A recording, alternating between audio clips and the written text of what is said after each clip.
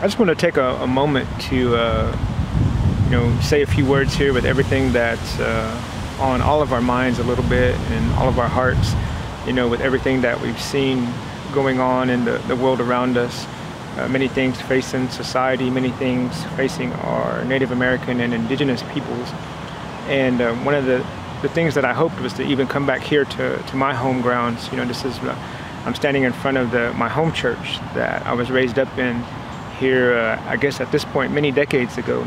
Even as I sit here on this concrete slab, I remember my grandmother bringing me here when I was about 12 and in an old Buick, very late model Buick, and I would unload the lawnmower and she would just sit here on the same slab and watch me cut grass, and when we were done we'd load up and she'd take me back home.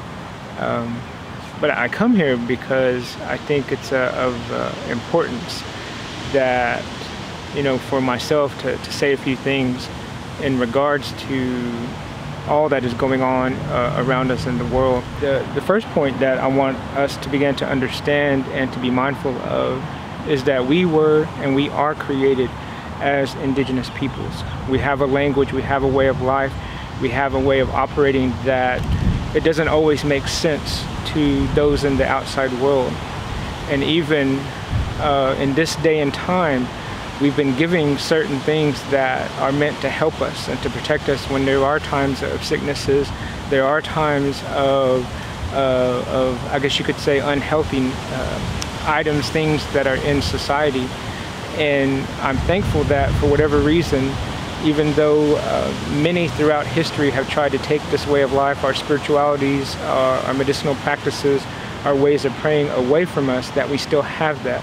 And so today I ask and I hope and I plead with all of us to do the best that we can in this time to cling to that way of life.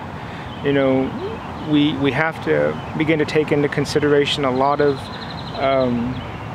certain recommendations.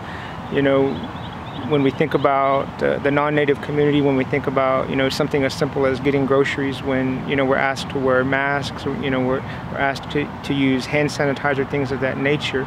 The things that I'm sharing with you today doesn't mean that we don't do that. We have to be respectful of other lives.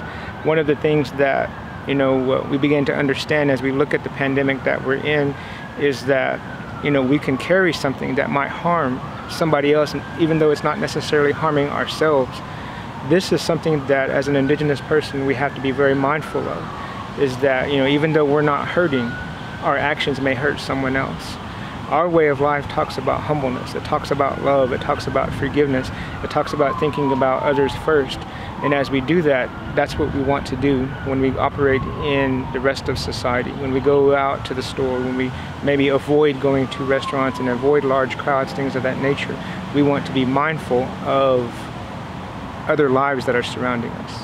It's my hope that we do the best that we can as the Native American community, even as traditional people, as people, wherever we find our place of worship and our spiritual home, that we do the best that we can to follow these rules and to not be afraid of pausing some of our, maybe it's a worship service at a respective church, that those types of things will be okay. That it's the health of our overall community that we're mindful of. And even in this day and age, for us as Native American peoples, when we think about the population in the U.S. that hovers around 1% or so, one life is too much to be lost when we think about all of our communities. So we don't even want one of our people, one of our elders, maybe they're a language speaker, maybe they're a tradition carrier, whatever they may be, we don't want them to be harmed. And also, we don't want anyone to have to suffer, to carry the anxiety of will they recover, will they need to be hospitalized, those types of things.